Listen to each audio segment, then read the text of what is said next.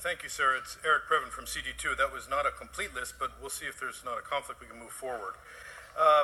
Item 23, thanks to Mr. Price, it's the jazz banners. It's $10,000. One thought, we do this in my neighborhood, is reusing the jazz banners from last year and just changing the date would be a good way forward, because this does add up. There's a group called Amgraph who's getting the money on it this year. Item 22, I was very curious about the rescinding of the LGBTQ Center $50,000. Interesting. Mr. Rue is doing that. I think it may have to do with the fact that the Office of Finance took care of them in a weird refund. I don't know.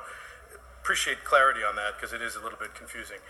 Item 18 and 26 are both items having to deal with the Sunshine Canyon landfill from CD12. Now, as you know, that's Englander's area, and nobody loves the law enforcement more than Mr. Englander, so he's skimming off $1,500 for LAPD and then putting some of the money into DOT. DOT, when you put money into DOT for around the does that mean going out and getting people to do overtime and salaries to ticket people in that neighborhood? Because I don't think that was the intended of the public benefit money. Maybe that's his interpretation, but I hope his constituents are on board with that, because I don't think it sounds like a good area. Item 11, Bonin's holding, but I don't think it's on the agenda. No, okay, fine. That's fine. Mr. Item number Previn, 21. no. Yeah, I'm not objecting, sir. I'm moving forward. You've got a very confusing agenda. I was hoping to know what the $100,000 for the Lazy T Ranch, the tubular fencing was. Is that knowable? I didn't have time to get that squared away. In terms of the closed session items that you read out, and we do have an opportunity to comment on, Mr. The closed session items hearing was already satisfied in committee. No, you just... Mr. Previn, please speak to the items. Did you not announce the settlement terms? Okay. Mr. Previn. We can challenge Mr. Previn, you can speak to the items that I indicated for you. That's it.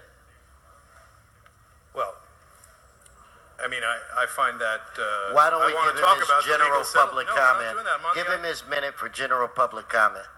No, all right, Mr. Previn. 21, which is... But you have 1 minute. Yeah, no, I'm not in general public comment yet. Yeah, now you are. Okay, well then you violated the Brown Act, so I'll spend my time talking about why would you do that, and why should a Godefroy lawsuit go into a closed session, which is fine, but there's no information. I asked your attorney to provide the complaint, because it's a bicycle-related accident. Guy got severely injured in Sherman Oaks, but there's no information at all. You're going to go in and have a conversation about it in private, and then come out and not let anybody speak about it, so that's inappropriate. The other items, Mr. Faubel wildly suggested something I think is inaccurate, which is that you can settle, the council can vote on 2 separate legal settlements without disclosing the terms. Do you think we're stupid? That is not appropriate. That is, if there's some Brown Act exemption that I'm unfamiliar with, please state it now, and that will be my time. Inappropriate conduct by a leader of a legislative body to be shutting down the public comments on items that are on the agenda, like the El Grita de Dolores Festival, which is $45,000 and mounting, because he's accepting $5,000 donations from anybody, which evidently is beyond the Ethics Commission's control. Thank you, Mr. Previn. Let's pull up Mr. Walsh.